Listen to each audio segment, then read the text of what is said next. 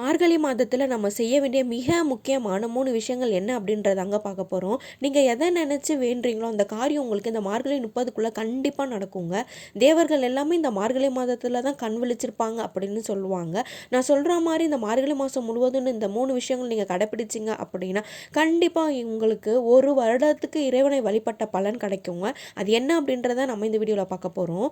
அதுக்கு முன்னாடி புதுசாக யாராவது நம்ம சேனலை பார்க்குறதா இருந்தால் சப்ஸ்கிரைப் பண்ணிக்கோங்க. பக்கத்தில் இருக்க பெல் ஐக்கானை கிளிக் பண்ணிக்கோங்க. வாங்க இப்போ வீடியோக்குள்ள போலாம்.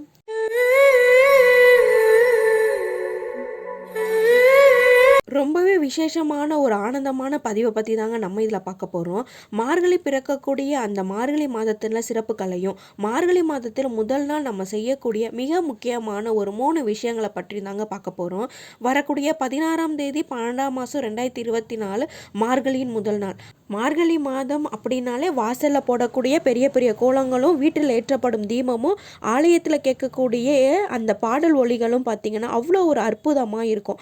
இப்போ எல்லாம் அந்த அளவுக்கு இல்லை அப்படின்னா கூட ஓரளவுக்கு இந்த வழிமுறைகள் எல்லாமே பின்பற்றிட்டு வந்துட்டு தான் இருக்கும். இதோடு சேர்த்து இந்த மாதத்தில் நம்ம செய்யும் ஒரு வழிபாடு ஒரு வருடம் முழுவதும் இறைவனை வழிபட்ட ஒரு பலனை நமக்கு கொடுக்கும் அப்படின்னு சொல்லுவாங்க.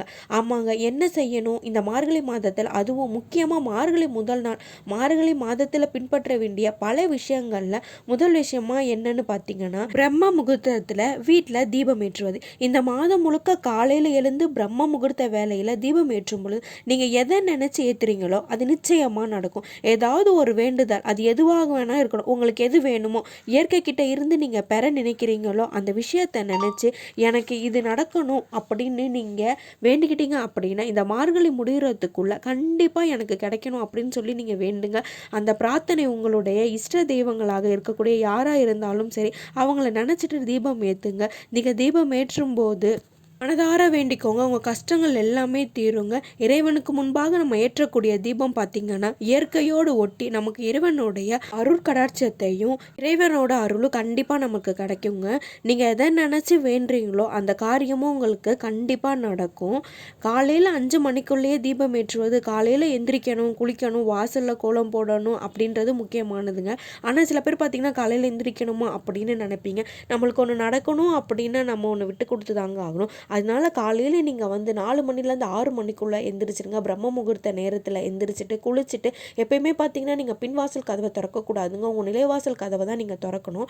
திறந்துட்டு வாசலில் ஒரு மஞ்சள் தண்ணியால் நீங்கள் நல்லா வாசல் தெளிச்சுட்டு பெருக்கிட்டு ஒரு கோலம் போடுங்க. உங்ககிட்ட மாட்டு சாணம் இருந்துச்சு அப்படின்னா அது நடுவில் வச்சுட்டு பூசணி பூ இருந்தால் வைக்கலாம், இல்லை செம்பருத்தி பூ இருந்தாலும் வைக்கலாங்க. ரெண்டுமே இல்லாத பட்சத்தில் பரவாயில்ல, நீங்கள் வைக்க வேணாம், வெறும் கோலம் மட்டும் போட்டுக்கணும். இதில் ஒரு இது பார்த்தீங்கன்னா நீங்கள் நைட்டே கோலம் போட்டு போய் தூங்கிடக்கூடாதுங்க. விடியற் காலையில் தான் நீங்கள் இந்த கோலம் போடணும். உங்கள் உடம்பு சூழ்நிலை காரணமாக இருந்தாலும் பரவாயில்ல, நீங்கள் அந்த காலையில் தாங்க கோலம் போடணும். நீங்கள் இந்த கோலம் போட்டு முடிஞ்சதுக்கு அப்புறமா உங்கள் நிலவாசலில் 2 தீபம் ஏற்றணுங்க. அகல் விளக்கில் அதில் நீங்கள் நெய் தீபமாகவும் இருக்கலாம், விளக்கெண்ணெயாக இருக்கலாம், நல்லெண்ணெயாக இருக்கலாம், எந்த எண்ணெயாக வேணால் இருக்கலாங்க. ஆனால் கண்டிப்பாக நீங்கள் பஞ்சத்திரி போட்டு தாங்க ஏற்றணும். அதுக்கப்புறம் உங்கள் பூஜை அறையில் விளக்கேற்றுங்க. முக்கியமாக இந்த நாளில் நம்ம யாரை நினச்சி வழிபடணும் அப்படின்னு பார்த்தீங்கன்னா ஆண்டாளை நினச்சி தாங்க நம்ம வழிபடணும். நம்மக்கிட்ட ஆண்டாள் ஃபோட்டோ இல்லையே அப்படின்னு நீங்கள் நினச்சிங்க அப்படின்னா உங்கள் மனதார அவங்கள நினச்சி நீங்கள் வழி பண்ணுங்க. கண்டிப்பாக நீங்கள் என்ன நினைக்கிறீங்களோ அது இந்த மார்கழி முடிகிறதுக்குள்ளேயே அந்த ஆண்டாள் உங்களுக்கு நிறைவேற்றி கொடுப்பாங்க.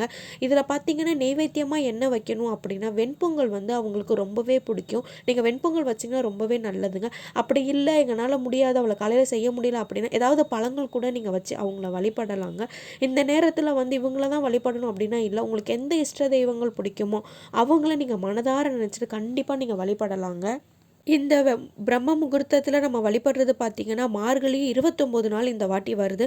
நம்ம 21 நாளுமே நம்ம இந்த விளக்கேற்றிட்டு நெய்வேத்தியம் ஏதாவது ஒன்று வைக்கணுங்க. இல்லை எங்களால் 29 நாளுமே செய்ய முடியலை அப்படின்றவங்க செவ்வாய் வெளியில் மட்டுமே செய்யலாம். கார்த்திகை மாதத்தில் நம்ம மாலையில் விளக்கேற்றுவோம். மார்கழி மாதத்தில் பார்த்திங்கன்னா நம்ம காலையில் ஏற்றணும். பிரம்ம முகூர்த்த நேரத்தில் நம்ம அதை செய்யறது ரொம்பவே விசேஷமானதுங்க. முடியாதவங்க வயதானவங்க பார்த்திங்கன்னா காலையில் ஒரு 8 மணிக்குள்ளே நீங்கள் இந்த பூஜையை முடிச்சிருங்க. கண்டிப்பாக நல்ல பலன் கிடைக்கும். அடுத்த வருடம் மார்கழி மாதத்துக்குள்ளேயே உங்கள் வாழ்க்கை நிலை மாறி சந்தோஷமான ரொம்ப வளமான பிரகாசமான வாழ்க்கையை வாழக்கூடிய ஒரு சூழ்நிலையை நிச்சயமாக உங்களுக்கு அமையுங்க.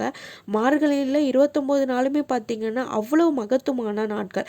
அந்த 30 நாட்களில் ஒரு நாள் நம்ம செய்யக்கூடிய அந்த ஒரு வழிபாடு பார்த்திங்கன்னா ஒரு வருடம் செய்த பலனை நமக்கு ஏற்படுத்தும் அப்படின்னு சொல்லுவாங்க. இந்த மார்கழி மாதத்தில் விடியற் காலையில் அதாவது பிரம்ம முகூர்த்த நேரத்தில் தான் பார்த்திங்கன்னா தேவர்கள் எல்லாமே கண்விழி கொந்தளிச்சிருப்பாங்க அப்படின்னு சொல்லுவாங்க.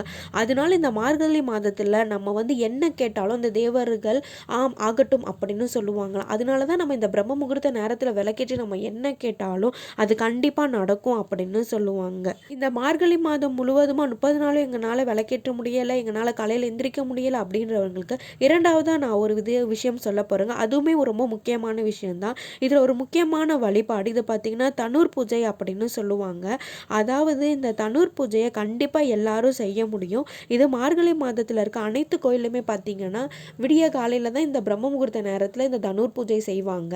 இதை வந்து நீங்கள் ஒரு நாள் மட்டுமே இந்த பூஜை செஞ்சால் போதும். இது நீங்கள் வந்து பெரிய கோவில் சின்ன கோவில் எல்லா கோவில்லையுமே இந்த பூஜை செய்வாங்க. உங்கள் வீட்டு பக்கத்தில் ஏதாவது ஒரு கோவில் இருந்தால் அங்கே போயிட்டு நீங்கள் தனூர் பூஜை செய்வீங்களா அப்படின்னு கேளுங்க. அதுக்கு வந்து பூஜை செய்கிறதுக்கு ஒரு பணம் கேட்பாங்க. இப்போ 200 300 அந்த மாதிரி கேட்பாங்க. உங்களால் முடிஞ்சும் கொடுக்க முடியும் அப்படின்னா நீங்கள் இந்த 200 கொடுத்து அந்த பூஜையில் நீங்கள் கலந்துக்கலாங்க. இல்லை எங்களால் கொடுக்க முடியாது, அவ்வளோ வசதி இல்லை அப்படின்றவங்க நம்ம பால் மட்டும் வாங்கி கொடுத்தாலே போதுங்க. அதுவும் முடியல அப்படின்றவங்க அந்த பூஜையில் போய் நம்ம கலந்துக்கிட்டால் மட்டுமே போதுங்க. அதில் அவ்வளோ பெரிய நன்மை இருக்குது.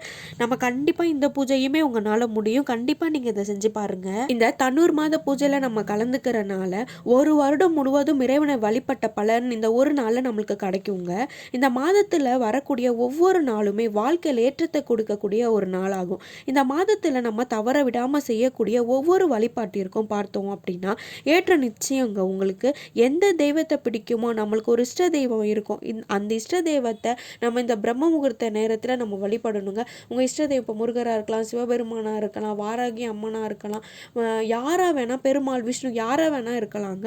நீங்கள் அவங்கள மனதார நினச்சிக்கிட்டு இந்த பிரம்ம முகூர்த்த வேலையில் நம்ம மனதில் நினச்சி பிரார்த்தனை செய்யும் பொழுது நம்மளுக்கு நம்ம என்ன வேண்டுமோ அது அப்படியே நிறைவேறுங்க. இதில் மாற்று கருத்தே கிடையாது. நீங்கள் முழு நம்பிக்கையோட நம்ம செய்யக்கூடிய ஒவ்வொரு வழிபாட்டு முறைக்கும் பார்த்தீங்கன்னா அதன் பலன் பல மடங்கு நமக்கு அமையும். நிச்சயமாக இந்த பதிவு உங்களுக்கு ஏதாவது ஒரு வகையில் பலன் அளிக்கக்கூடியதாக அமையும் நான் நம்புகிறேங்க. இப்போ அடுத்து நம்ம பார்த்தீங்கன்னா மூணாவதாக என்ன செய்யணும் அப்படின்ற விஷயத்தை தான் பார்க்க போகிறோம். இது ரொம்ப ரொம்ப மிக எளிமையான விஷயம் தாங்க. இந்த மூணாவது முறை பார்த்தீங்கன்னா தானத்திலே சிறந்த தானம் என்ன அப்படின்னு கேட்டிங்கன்னா அது அன்னதானம் தாங்க. இப்போ மூணாவதாக நம்ம கொடுக்க போகிறது பார்த்தீங்கன்னா பார்க்க போகிறதும் பார்த்தீங்கன்னா அன்னதானம் தாங்க. மார்கழி மாதம் அப்படின்னாலே காலையில் கோவிலுக்கு போகிறது, கோவிலுக்கு போனோம் அப்படின்னா அங்கே நிறைய பிரசாதம் எல்லாமே கொடுப்பாங்க. அதை நம்மளுமே வீட்டில் செஞ்சுட்டு கொண்டு போய் அங்கே கோவில்லையும் கொடுக்கலாம். அந்த தானம் எவ்வளவு உயர்ந்த தானம் தெரியுமா? அதனால தாங்க இந்த மார்கழி மாதத்தில் செய்கிற அன்னதானம் ரொம்ப ரொம்ப விசேஷமானது.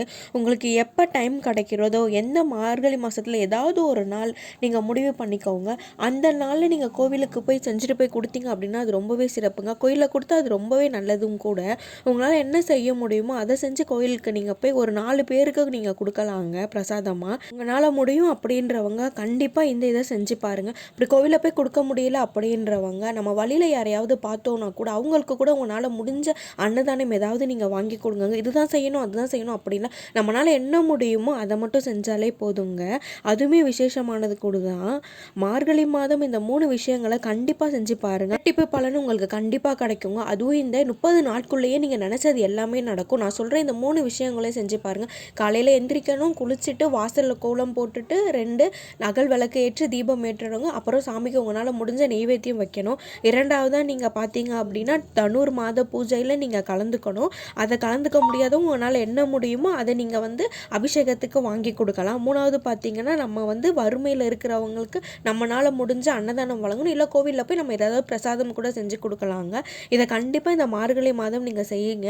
தீபம் ஏற்றுவது மட்டும்தான் இந்த 29 நாளும் நம்ம செய்யணுங்க. மற்ற 2 விஷயமே நீங்கள் பார்த்தீங்கன்னா ஏதாவது ஒரே ஒரு நாள் மட்டும் நீங்கள் செஞ்சால் போதுமானது.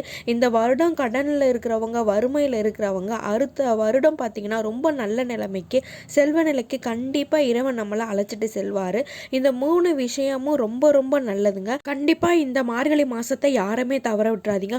ஒரு நாள் தான் நம்மளுக்கு பலன் இருக்கும், 2 நாள் தான் பலன் இருக்கும்னு சொல்லுவாங்க. ஆனால் இந்த மார்கழி முழுவதுமே நம்மளுக்கு வந்து நல்ல பலனாக தாங்க கொடுக்கும். மார்கழி மாதத்தை காலையில் நீங்கள் பார்த்தீங்கன்னா திருப்பாவை திருவெண்பாவை படிக்கலாம்.